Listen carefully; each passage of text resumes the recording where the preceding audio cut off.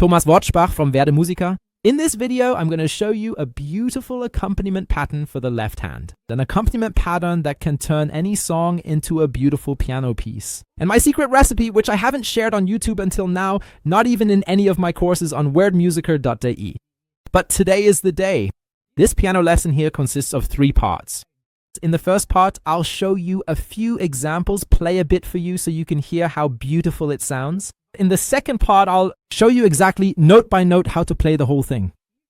And in the third part, I have a few shortcuts and some tricks for you so you can practice the whole thing super quickly. It's because it's not all that easy. And I know many of you will definitely watch the first part, probably maybe even the second, but most will skip the third. But I strongly recommend that you especially watch the third part because it's the most important one.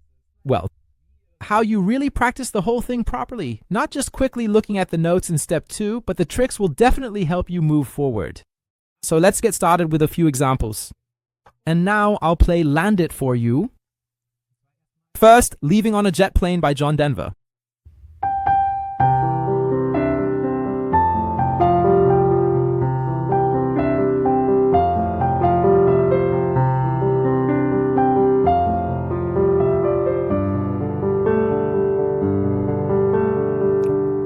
Yes, and if you're thinking, oh, that song already sounds really nice on the piano anyway, no, I can also play a rock song. Let's take one by Jon Bon Jovi.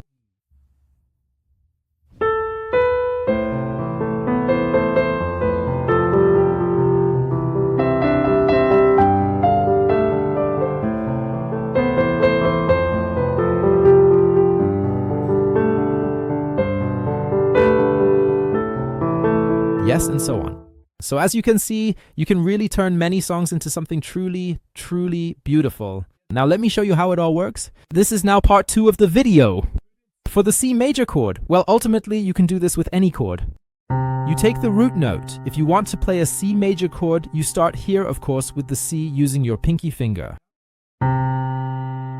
Next, do you play the E? I like to play it with my ring finger, but I know for most people it's easier to play it here with the middle finger.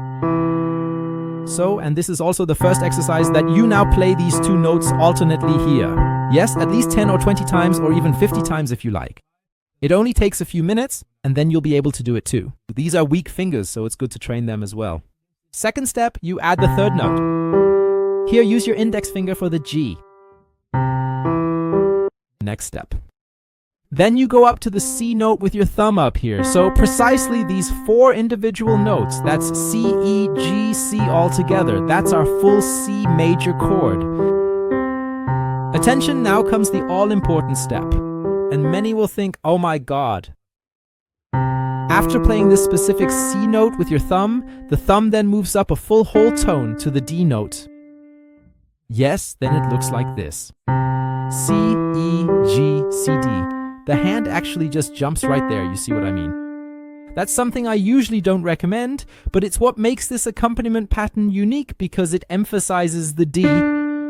Precisely because the thumb has to jump like this, it strikes the D a bit harder, and that's what characterizes the accompaniment pattern.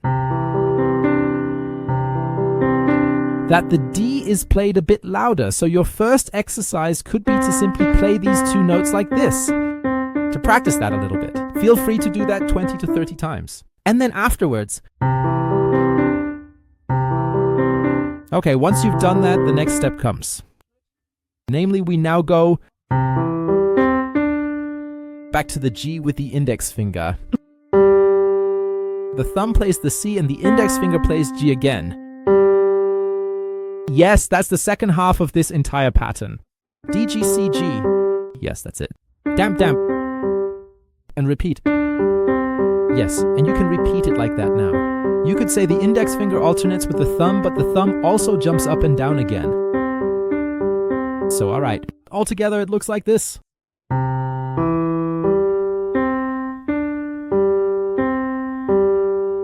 So, it goes on. This is now from a duo chord. Look, it doesn't sound that nice in the picture yet. Of course, play everything legato and hold the notes as long as possible. And if you also keep the sustain pedal pressed, it sounds like this.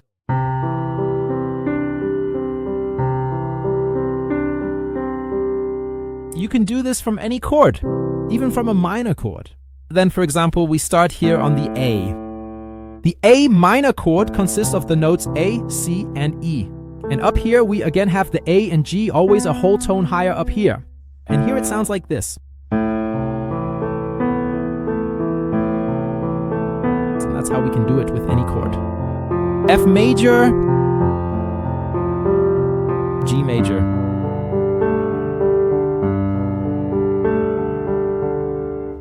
Let's move on to part 3 of this video, which is about the rhythm strategy. This strategy will help you practice everything much better so you'll remember it more easily and above all, be able to play it very evenly afterwards. It might sound a bit strange since our pattern is already very even, but still, once we add rhythm, you'll learn it faster and remember it better.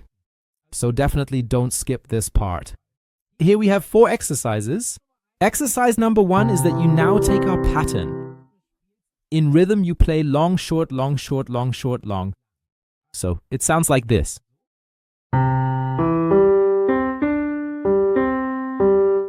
Yes, so very long, short, long, short, long, short, long, short indeed. It's a repeating pattern. You should also do this a few times now, 10, 20, 30 times. It doesn't take long, but I promise you it's worth it. Once you've done that, we'll move on to exercise number 2. Exercise number 2 is exactly the opposite. Short, long, short, long, short, long, short, long. That sounds like this.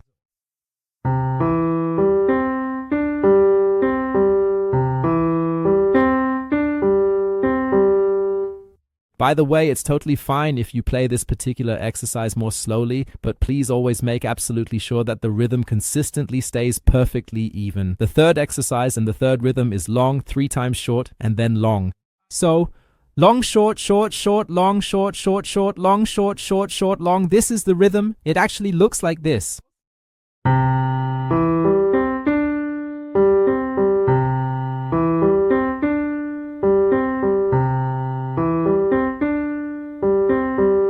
And so on. So repeat this at least a dozen times, or better yet, 20, 30, or even 50 times. And then we move on to the 4th exercise, the 4th rhythm. And this 4D rhythm is short, short, short, long, short, short, short, long. Yes, it looks like this.